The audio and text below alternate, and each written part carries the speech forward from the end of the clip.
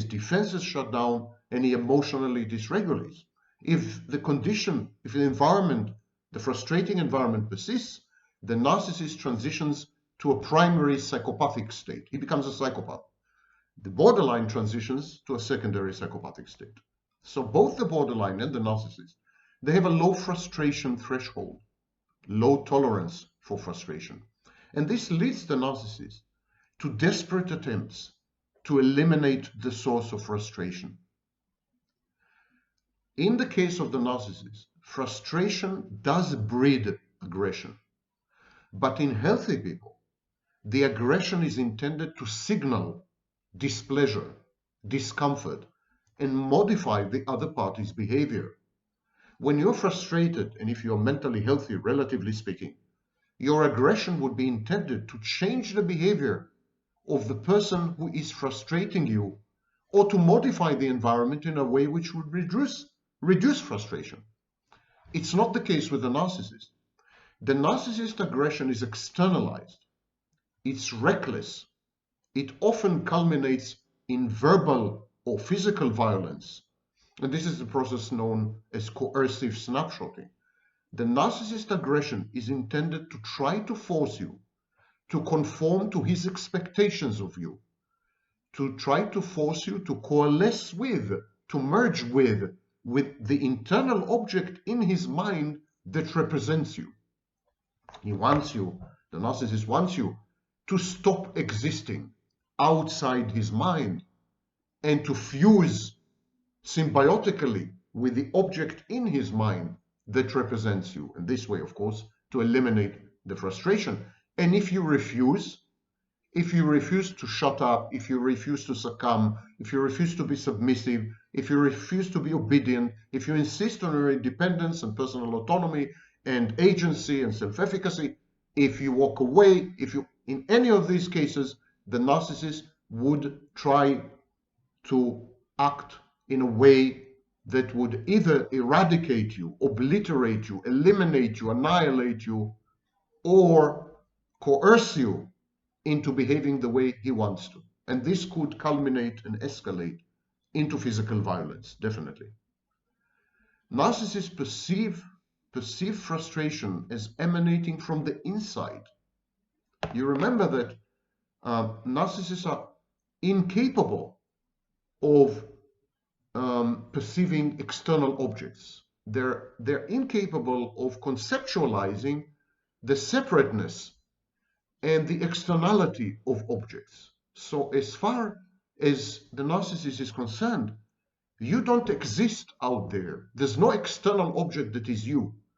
There's only the internal object inside his mind that represents you.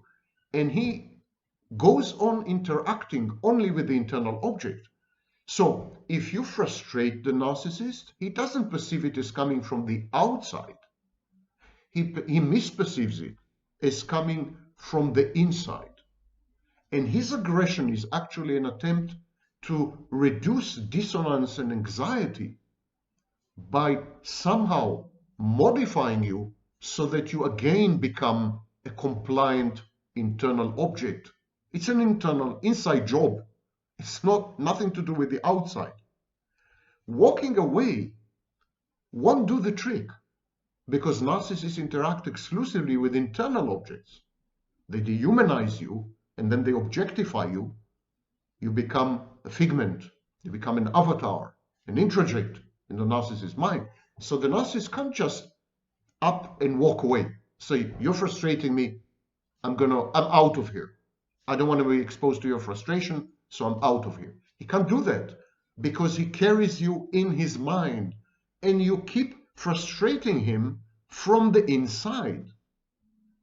Unless and until he gets rid of you psychologically, via entraining or brainwashing, physically, through violence, or by coercing you to behave in a way which does not challenge, undermine, and contradict the internal object, unless he accomplishes one of these three solutions, the frustration, the nagging frustration, is going to persist because it comes from the internal object in his mind that represents you.